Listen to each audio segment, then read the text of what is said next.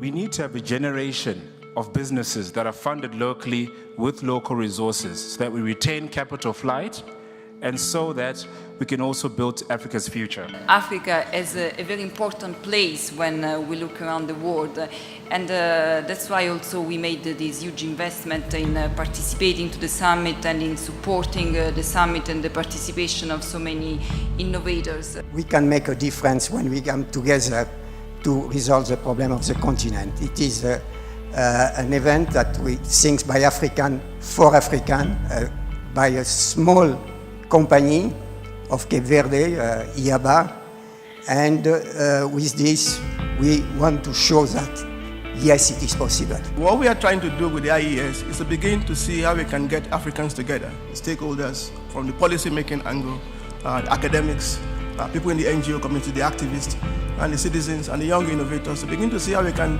think through our problems, reflect on these issues, and see how we can innovatively resolve them. We are realizing that innovation is our only way out. But we will not realize economic gain of innovation without putting in place conducive environment, as well as investing in research and development, both industrial and fundamental.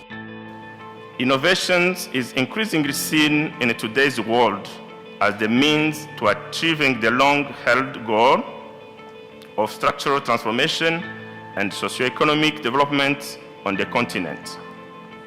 Most of African governments have begun to take innovation as a critical element of their development.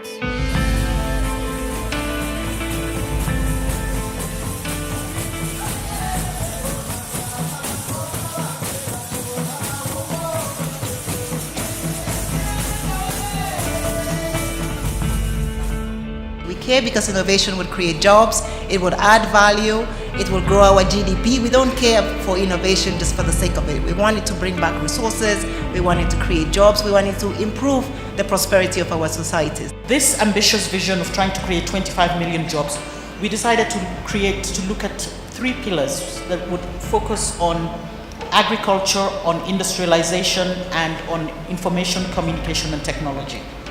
And under that, particularly on the technology, we're trying to really look at how we create employment in the digital economy.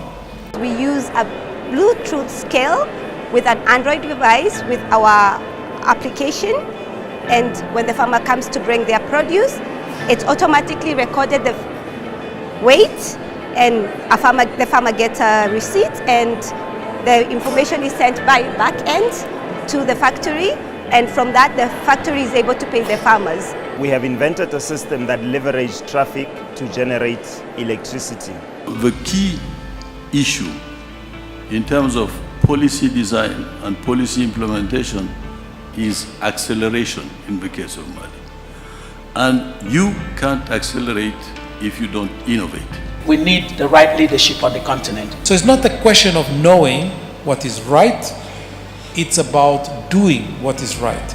And to move them from knowing to doing, skepticism, doubtful pressure is necessary.